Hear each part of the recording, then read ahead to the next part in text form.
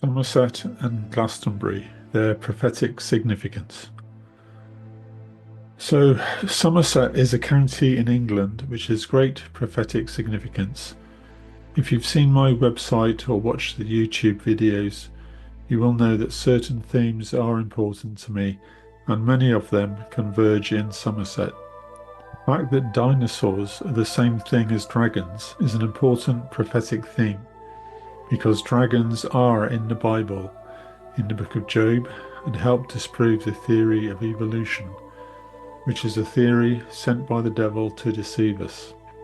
Somerset has one of the richest histories of dragons of anywhere in Britain. The kings who helped create the nations of the British Isles. Some people in Ireland don't like the term British Isles, so you can call them the Atlantic Isles if you prefer. Anyway, the kings who helped create the nations in this region are important because they demonstrate that God created these nations as Christian nations. King Alfred the Great hid in the bogs and marshes of Somerset when all seemed lost, and he was being hunted by the Vikings. King Arthur is reputed to have found his final resting place at Avalon, which is Glastonbury in Somerset. Want to look at the folklore around Joseph of Arimathea's visit to Britain and the stories related to him bringing Jesus to Somerset. In the previous video entitled Cornwall, Its Prophetic Significance, we looked at the legend of Joseph of Arimathea being Jesus' great uncle and visiting Cornwall with Jesus as part of his work as a tin trader. In Somerset, the legend persists that Joseph and Jesus also visited Glastonbury. After the death and resurrection of Jesus, Joseph returned to Glastonbury and with his companions constructed a mud and wattle church, the first in Britain. We actually have some historical references for this. In the year 600 AD, 3 years after his arrival in Britain, St. Augustine wrote to Pope Gregory, "In the western confines of Britain there is a certain royal island of large extent, surrounded by water, abounding in all the beauties of nature and necessities of life. In it the first neophytes of Catholic law, God beforehand equating them, found a church constructed by no human art, but by the hands of Christ himself, for the salvation of his people." The island which is referred to here is almost certainly Glastonbury, the Isle of Avalon. The neophytes would be Joseph and his companions. The church was constructed already when Joseph arrived, and the inference is that it was so constructed by Jesus himself. Further documentary evidence comes from Gildas the Wise, the British or Welsh historian who wrote in AD 550 in his De Exidio Britanniae, "We certainly know that Christ, the true Son, afforded his light, the knowledge of his precepts, to our island in the last year of Tiberius Caesar." Tiberius was contemporaneous with Jesus himself. So we can see that this passage is evidence of Christianity being in Britain from the very earliest times. The Druids, who were a priestly class in ancient Celtic cultures, believed that Jesus came to Britain. Taliesin, the Druid and great British prince and bard of the 6th century, claimed the following: "Christ was from the beginning our teacher, and we never lost his teaching."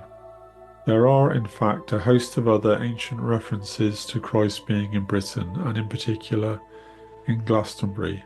In fact, the charter given to Glastonbury in 700 AD by King Ina records the belief that our Lord himself had resided and ministered there. Glastonbury was traditionally known as Domus Dei, or Home of God. In Somerset itself, folk traditions have always maintained that Jesus came to the area. The Reverend C.C. Dobson, in his booklet Did Our Lord Visit Britain, published in 1936, tells us of a Somerset tradition that Jesus and Joseph came in a ship of Tarshish to Summerland and sojourned in a place called Paradise. The ship of Tarshish would refer to one of the tin trading ships that came from Israel. Summerland refers to Somerset, and Paradise is the old name for the area around what is now Burnham-on-Sea. Near to Burnham is a port called Uphill, which was used by merchants in ancient times. From here, Joseph and Jesus would have made their way up the River Axe to Priddy, a small village in the Mendip Hills.